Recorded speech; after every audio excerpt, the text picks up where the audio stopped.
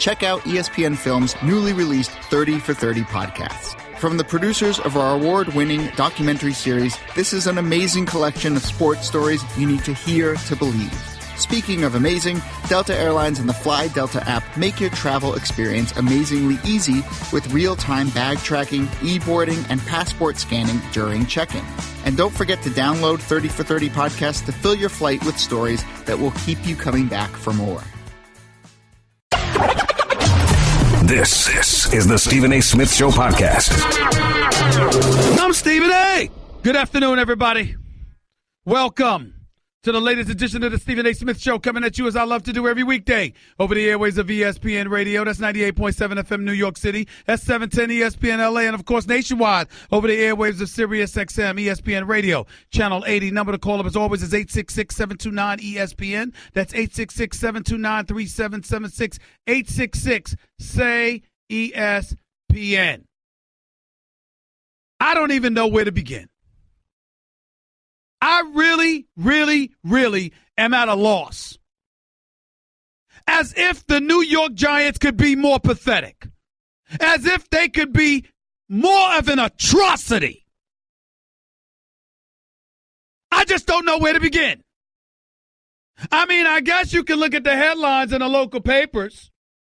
I mean, reading for the if you sit up there and you look at the local New York papers, and you see the story about Eli Manning, you know what it said? It might be the longest damn headline in the history of tabloid journalism.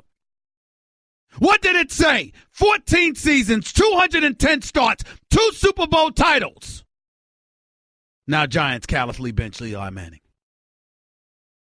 I got a whole bunch of stuff to talk about today. I got Steph Curry and the reigning defending NBA champion Golden State Warriors showing up into the Staples Center so they could abuse Lonzo Ball, the rookie that wasn't, or is it, or has yet to be, depending on how you look at it. I got a bunch of NFL players, and if you thought you had a problem with me before, with some of the things that I say, wait till you hear what I have to say about them. In light of the latest news involving these dudes wearing helmets and pads representing the National Football League. But before I even get into any of that, what do you expect me to say? What did you expect me to say? I know everybody and their grandmother thought that, you know what, this news about Eli Manning getting benched by the New York Giants. Okay, it's almost 24 hours later. Things will calm down. Well, you don't know me very well. You don't know me. I mean, the New York Giants have regressed over the last year to being one of the most pathetic organizations you can find. All and everything is wrong with this franchise. Wholesale changes are coming. Only person that left was Tom Coughlin, who, by the way, is doing a hell of a job as an executive in Jacksonville. You probably wish you had him here doing that right now. Actually, I take it back. Ain't a damn probable about it. You got Ben McAdoo with his chubby Pat Riley wannabe self with his slick back hair, alienating every damn body under the sun, every chance he gets. Scared to do anything with Odell Beckham Jr., but threw Eli Manning under the bus on numerous occasions. Got players talking about him behind his back after they quit on him. And still can't get anything right. I mean, this dude. This is the same guy, y'all. That's the offensive coordinator. They were a top 10 offense with him as the offensive coordinator a couple of years ago. Ever since he became head coach, they can't do a damn thing right offensively. Ranked second to last in points allowed. Ranked in the bottom 5 in yards allowed. Ranked 23rd against the pass, 26th against the rush. I'm sorry, those are offensive numbers. I apologize.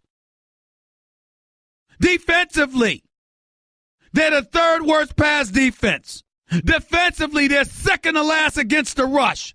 Second to last in yards allowed. You have no offensive line. You have no running game. You have no receivers, but you looking at Eli Manning.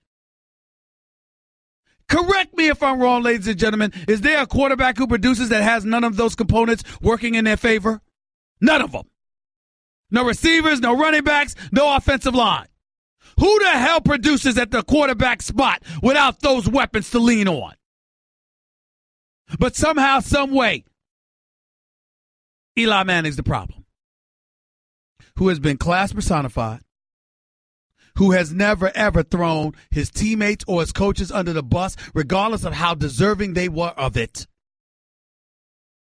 who was damn near reduced to tears yesterday, having to explain the fact that he was being demoted. And who was this in favor of? Geno Smith. I mean, I don't know whether to laugh, to cry, to demand that these dudes get drug tested, or for Ben McAdoo to be escorted out of town quick, fast, and in a hurry. This is a disgrace. Eli Manning? Really? Really? Now, for the record, is Eli Manning having the greatest season in the world? No. He's completing less than 63% of his passes. 14 touchdowns, 7 interceptions, relatively pedestrian. Has overthrown, has underthrown. Has not been the game changer that he once was. Does it look like he's lost a step? Yes. But how can we definitively say that so when he's devoid of the weapons necessary for a quarterback to produce? How can we do that? How is that possible? Inquiring minds would like to know. So we got that as an issue. Then we got Jerry Reese not getting him an offensive line or a running game for years. We have that as an issue. And I like Jerry Reese as a person, and I take no pleasure in saying this. But damn it, the facts are the facts. And this guy McAdoo, I ain't gonna lie to y'all, I've never liked him. I've never liked him. I don't like his hairdo. I don't like the shades that he wears on the sideline. Damn it, you're blind without him. What the hell would you put him on for?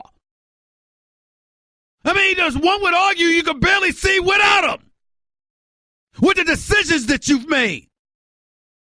With the diplomacy that you've been devoid of displaying.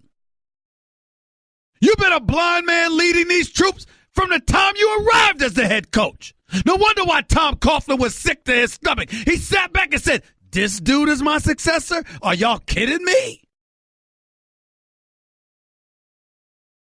Mr. Mara, Mr. Tisch, what have you done to this organization?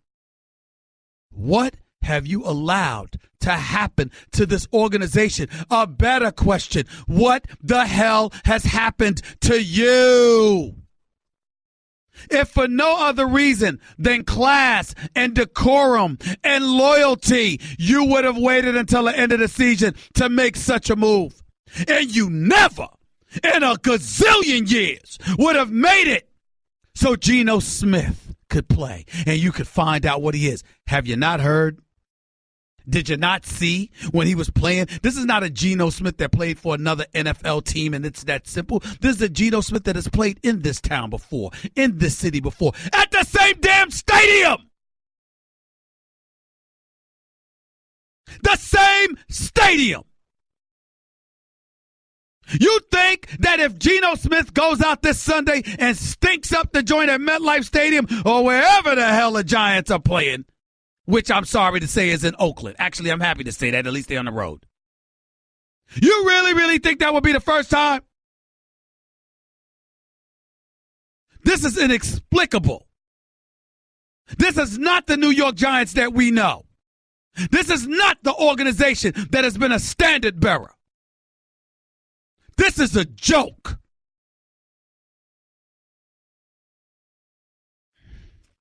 Geno Smith. Did y'all know that the New York Giants was the last NFL organization? Do you know that the New York Giants is the only organization that never had a black quarterback? Did y'all know that? And their first is putting in putting in Geno Smith. Geno Smith in favor of Eli Manning. Geno Smith, who's 12-18 as a career starter. Geno Smith,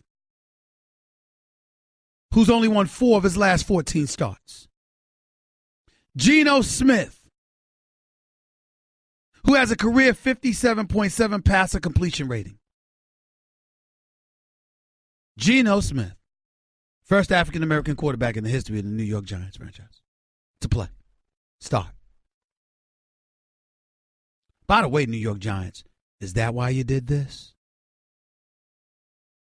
I mean, Davis Webb out of Texas Tech and then Cal. I mean, hey, he may not have been getting enough reps in practice. That's why he ain't starting. You sure, New York Giants, that's not what this is about? You're sure that it's not about the fact that you just wanted Geno? Hey, you can't bypass the African American. You sure about that? This is a disgraceful decision. There's only one good thing that comes out of all of this. This almost assures that Ben McAdoo will not be the head coach of the New York Giants once this season is over. That would be cause for celebration. Hopefully it happens by Christmas. 866-729-3776. That's just one of the things I'm pretty damn ticked off about. I'll tell you what else in a minute. You're listening live to the Stephen A. Smith Show, ESPN Radio. Want to be a part of the show? Hit Stephen A. up weekdays from 1 to 3 Eastern at 866-729-3776.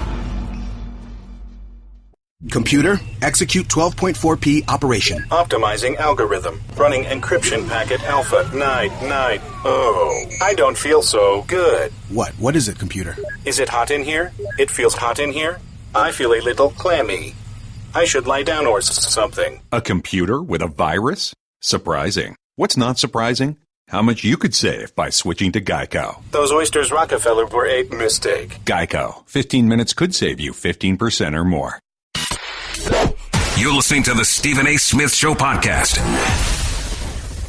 If I get back into this fiasco by the New York Giants, let me dial it down a touch to extend my heartfelt wishes to Annie Apple, the mom for Eli Apple, cornerback for the New York Giants. He's missed the previous 2 games against the Chiefs and the Raiders. He was home with his mom, who had brain surgery.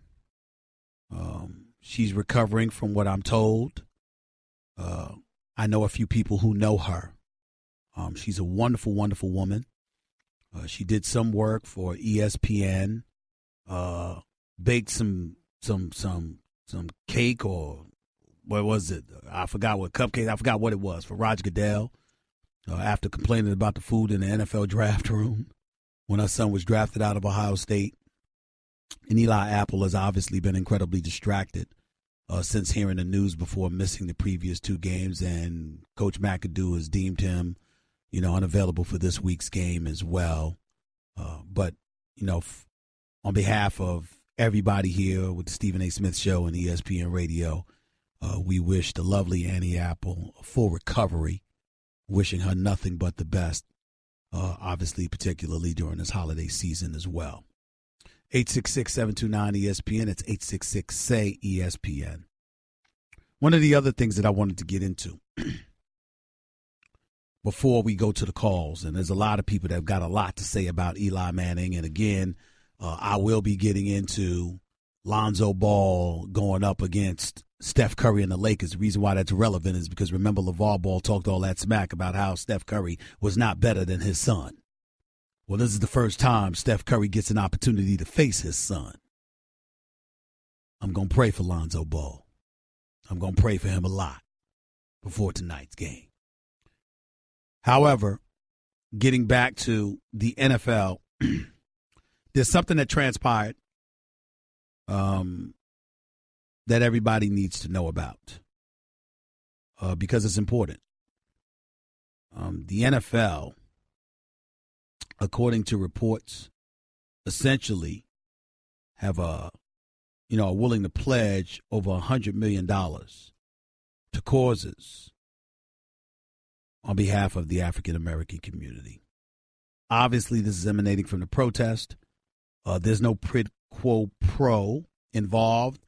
Just reading some cliff notes from the documents I received. It says, according to the documents reviewed by ESPN, the NFL has proposed partnering with players to effect social justice improvement, offering nearly $100 million to fund causes considered critically important to African American communities.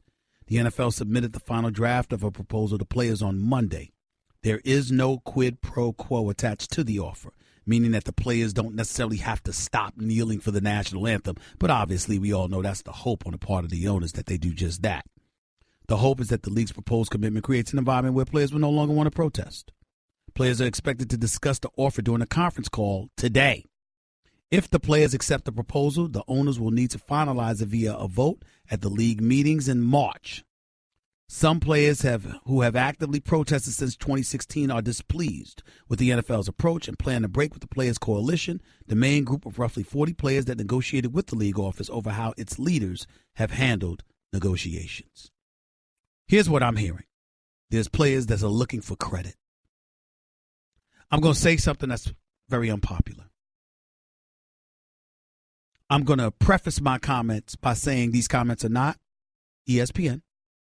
They're not Jonathan Winthrop, Nuno Teixeira, Cat Pastor, or anybody else associated with this show. Marsha Keegan, Justin Craig, who oversee radio for us, Norby Williamson. This is not about anybody else. This is Stephen A. Smith talking. Let me be very, very clear with what I'm about to say. These players need to shut the hell up. I'm going to say it again.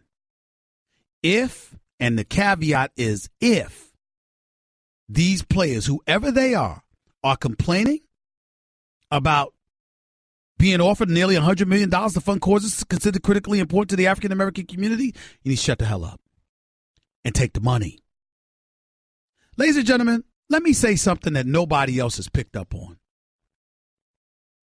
The protest that was initially sparked by Colin Kaepernick, look at me when I'm talking, John.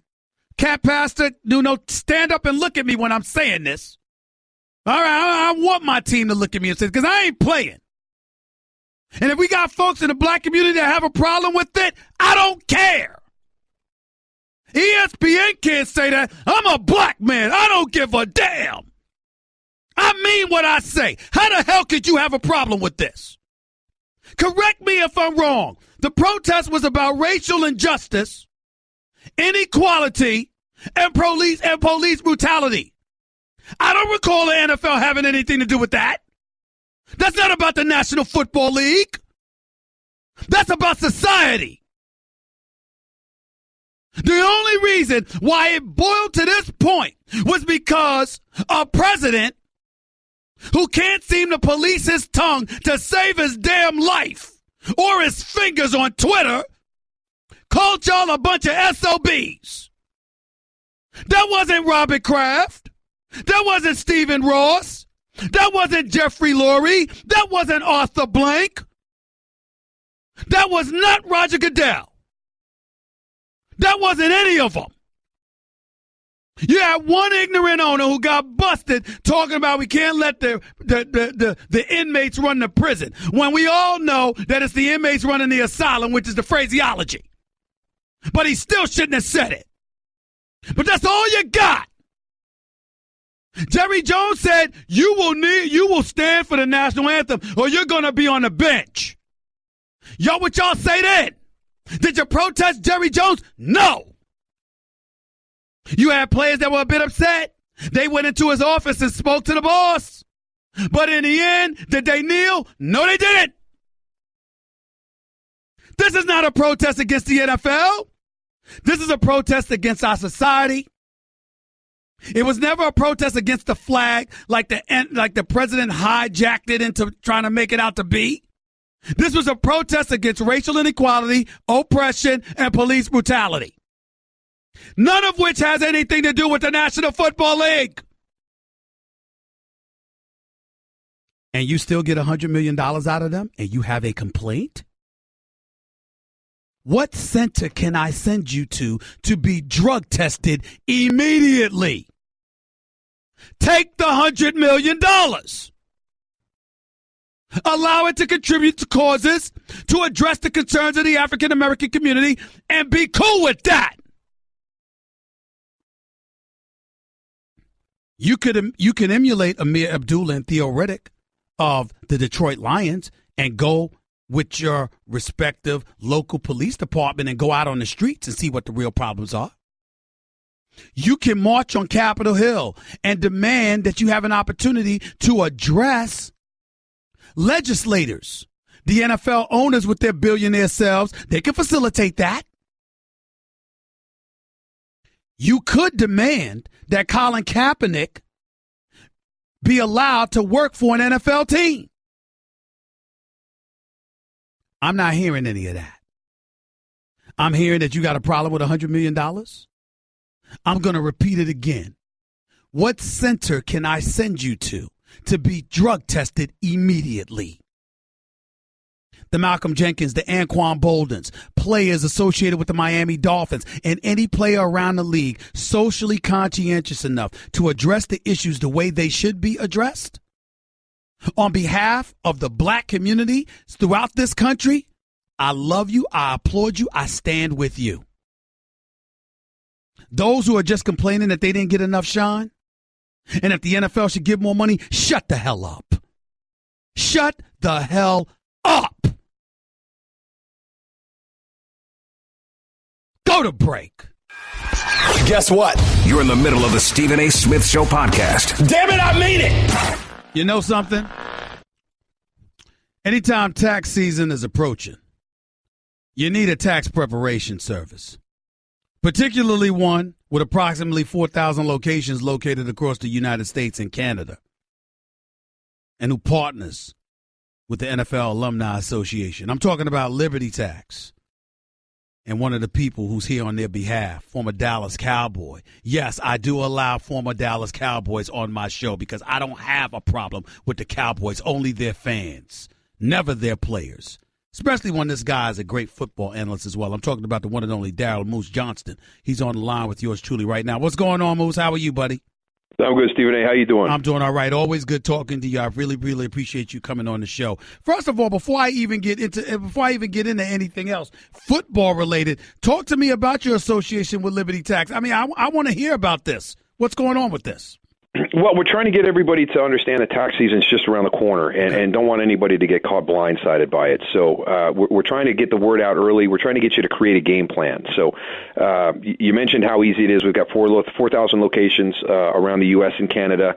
They are a partner of the NFL Alumni Association, but we want to help you get a game plan put together because nobody wants the IRS coming back after you. So if you can go to libertytax.com, if you're a do-it-yourself type person, you're going to have access to tax tools there to prepare your own game plan. If not, you'll be able to find the Liberty Tax office nearest you. Go in, sit down with one of their certified professionals to help you put a plan together. But this becomes more and more complicated every year. We can see that by what's going on Capitol Hill right now in regard to taxes. So this is one of the things that I defer to the experts, and if you feel the same way, then Liberty Tax is where you need to go to get your game plan put together for tax season this year. Moose, I don't know if you know this about me, but listen, I don't mind giving. I'm a giving person. I'm a giver, but I can't stand giving to the IRS. I can't stand it. It just bothers me a lot as far as I'm concerned. I don't like paying a lot of taxes, but unfortunately, we all have to in this day and age, don't we? Yes, we do. Yes, we do. But I'm right there with you. I like to choose where my money goes to, and the IRS is one of the last places I wanted to go to. That's all I needed to hear. Daryl Moose Johnston right here with Stephen A. on ESPN Radio. Listen, the biggest story going on right now in football is the benching of Eli Manning. As an NFL analyst, you've seen these things. You've watched these teams. What did you make of it when you first heard the news? Does this make any sense to you at all? It doesn't. It doesn't make any sense. I was absolutely shocked, and maybe more so than most people, because we had the New York Giants at the San Francisco 49ers. Now, that was post-L.A. Rams. So that's when this whole conversation started, because a reporter kind of backed Ben McAdoo into a corner and said, well, is every position up for evaluation? And he said everything will be looked at after that performance. Even the quarterback position, yes, every position will be evaluated. So he kind of allowed this conversation to start. But even going into that Niners game, Ben McAdoo came out and said Eli Manning gives us the best chance to win a game. I don't know what has changed from pre-49ers to where we are right now, where he feels Geno Smith gives him the best opportunity to win a game, because the offensive line is still the same. It's still in shambles. They still don't have a running game. The wide receiver position is still decimated by injury. And Eli in that San Francisco game made some throws that Geno Smith can't make, that Davis Webb can't make. And all he's done throughout his career is go onto that field, healthy, unhealthy, whatever the situation is, with the sole mission of trying to get a win for the New York Giants. And I just felt when somebody does that for as long as Eli has done that he deserves more at this point in his career than what the Giants provided. What do you make of folks who have looked at Eli this year, even in spite of everything that you just said, running game, offensive line, wide receivers, how they've been decimated or just inept at all of those positions? And they pretty much shove that aside and ignore it and say, no, Eli has lost a step. Clearly the organization needs to move in a different direction. This is why the move is being made. What do you make of that? Well, it goes back to that old cliche, right? Quarterbacks get more credit than they deserve when you have a winning season, and they get more blame when you have a losing season. Statistically, this has not been a good season for Eli Manning, but it's a team sport. Football is the ultimate team sport. And we talk about quarterbacks that are trying to take that next step, and people will say, well, he doesn't have the supporting cast. Well, Eli Manning didn't have a supporting cast this year, so I never believe it to be one person's fault. I believe it to be, whether it's the offensive side of the ball that's struggling, there's a number of reasons why. If you look at that offense, if it's the defensive side that's struggling, there's going to be a number of reasons why. It's never one person, it's never one position, and so for the people that say that, hey, it's getting towards the end of Eli's career, okay, that's fine. That's fine, but play out this hand. You can't tell me that Geno Smith or Davis Webb gives the Giants the best opportunity to win a football game. I just won't believe that. And so for me, if we're really trying to play this out the right way to win as many games as we possibly can by the end of the season, then in my opinion, that choice would be Eli Manning. Daryl Johnston, right here with Stephen A. on ESPN Radio. Let's get to your old team, the Dallas Cowboys. I mean, I never expected them to fall off the wagon the way that they have since the departure of Ezekiel Elliott. It's not that I don't think he's phenomenal, because he is, but I also think Dak Prescott has been phenomenal by and large before Ezekiel Elliott's departure. And I'm looking at the Dallas Cowboys right now. Yes, Smith was out for a couple of games at the on the offensive line. Dez Bryant hasn't looked the same. But could you put in the words what has transpired with the Dallas Cowboys? What have you seen that really alarms you about this franchise right now? I was kind of exactly the same as you, Stephen A.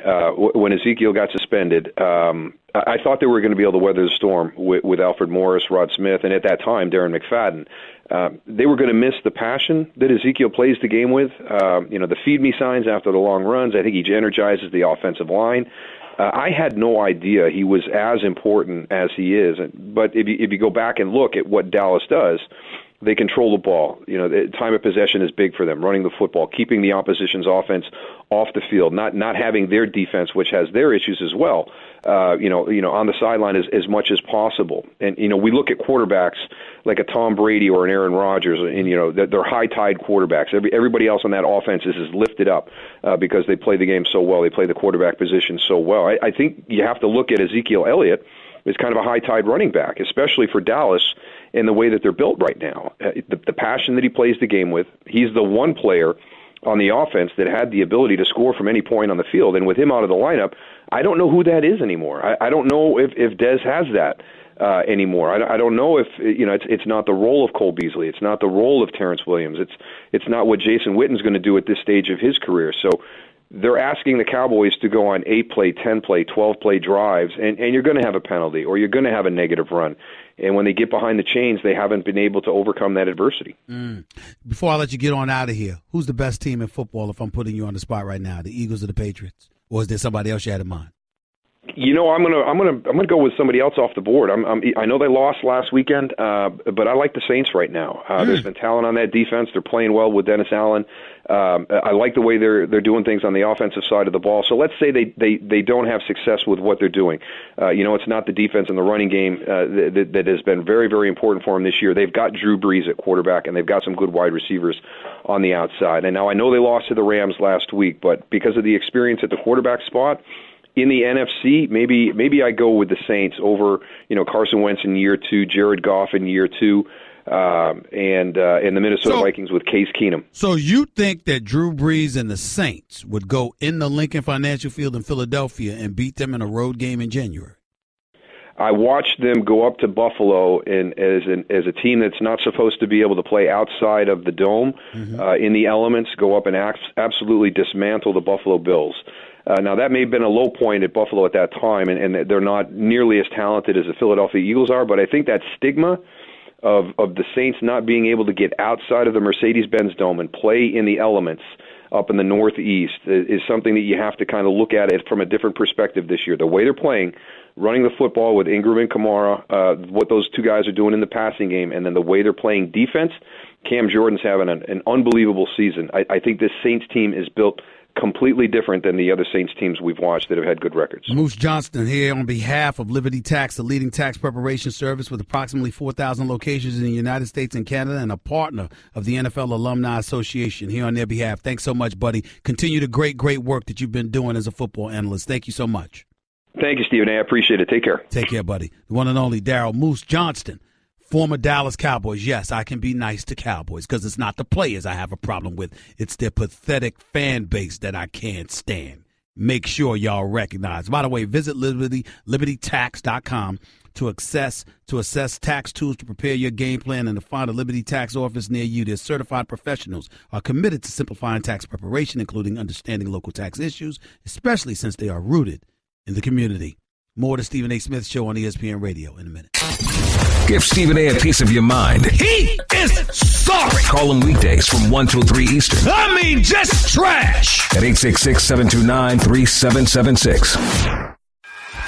Guess what? You're in the middle of the Stephen A. Smith Show podcast. Damn it, I mean it! Go to the phones right here on the Stephen A. Smith Show. ESPN Radio, 866-SAY-ESPN. That's 866-729-3776. Charlie in Queens, you're live with Stephen A. Talk to me. What's up, Stephen A? Hey, big fan of the show. Thank you. Go ahead. I want to say, yesterday, Reese and McAdoo said we need evaluation. What the hell? There is no evaluation for this team because you know why? Mara should went up to them to allow these two fraudulent hacks to get evaluation because Jerry Reese, you didn't give an offensive line. You didn't give a running game for Eli Manning. And what are you drafting? Stop right there. You weren't clear. Who are the fraudulent hacks you're talking about? Head coach, that is McAdoo. Okay, go ahead. And Jerry Reese. Reese lets Eli Manning hanging out to dry. They didn't give him an offensive line. They didn't give him a running game. You got Whitworth out there who was balling with the Rams. A big contribution to the Rams' success, and Jared Goff. And McAdoo. The Giants haven't scored 30 points under his tenure. Last time he scored was Tom Coughlin's last game as head coach of the Giants. And he's supposed to turn this offense around with Eli. Now he turned against them. And he's not letting his players. And has thrown him under the bus on several occasions. The players can't stand McAdoo. They don't like him. They don't like playing for him. That much has been well documented. If they don't clean house, it is a national tragedy. They will clean house. They will clean house. They're going to be forced to clean house. There's no question about it. Because this heat that's coming their way, it will not dissipate. It will not dissipate. Not after this move. Thanks for the call, Charlie. I appreciate it. JP in Brooklyn, you're live with Stephen A. Go ahead. Stephen A., thanks for having me, bro. Go ahead. You, of all people, I'm very surprised. I'm caught completely off guard with what you're talking about. You know, as far as defending Eli Manning, the past 6 seasons, bruh, the past 6 seasons, what have this man done for anybody to have any problem with what is done? Let me stop you right there. Because we're gonna find out where this discussion is going real quick, fast, and in a hurry. Number one, I didn't sit there and say I had a problem with it based on face value. What I said was, you make this move for Geno Smith, how you feel about that? You have no problem? I don't have a problem with that. Geno Smith? Okay. Geno Smith. Steven, how many times have we watched Eli Manning when it doesn't matter win games? How many times are we going to watch him, you know, instead of us playing for a top draft pick, all of a sudden this guy start looking like Aaron Rodgers. Okay. How many times are we going to watch this? I got a better question. You said how many times are we going to watch Eli Manning win games when they don't matter, right? Yes. How many times are we going to watch Geno Smith win games? Well, look. Or how many times have we watched Geno Smith win games? We don't know. He can no. He can't win. He hasn't won the games that didn't matter. Exactly. But what I do know, Eli Manning, when it doesn't matter, when it hurts. I remember when we had Tom Coughlin. I don't believe people are complaining about this move to this degree if this move was made for Webb. I think the reason people are going off is because the alternative is somebody we've already seen, and we believe knows ain't going to be but so much. That's the problem. If you're moving in a forward direction where you're saying the season's a wash, we're not going to win anything, we're not going to the playoffs, and we don't care if we win any more games right now. We want to evaluate our young talent and see where we are moving forward. And by the way, knowing we're going to lose and positioning ourselves for a high draft pick, I don't think anybody could dispute that. But when you decide to make this move and it ends up being for Geno Smith to be the starter, the same Geno Smith, by the way, that's about to start on the West Coast, and the last time we saw him as a starter on the West Coast in 2014 is when he didn't wake up in time for a team meeting. That same Geno Smith, I think when you do that, it's going to be problematic. I'm happy, Steven, because you know what? At least I could sit here confidently say I might have a better chance losing the next 5 games with Geno than winning with Eli. We don't play for... How about neither, JP? How about neither? How about going with Webb? How about it? If Geno wasn't a part of the equation, you'd be absolutely right. This is not the Cowboys. We're not delusional. I'm not sure about that. I got to run, JP. I appreciate the call, but I ain't going to lie to you. You sound a little bit delusional. By the way, former New York Giants about to come on the show with us. It's an extra treat for y'all because y'all hear him in the mornings in New York City leading into my show. I'm talking about the one and only Chris Canty, former New York Giant in the house. Up next with yours truly, Stephen A. to start off hour number 2. Holla! That's just a sample of what you'll hear on the Stephen A. Smith Show. Weekdays at 1 p.m. Eastern on Sirius XM Channel 80 and the ESPN app.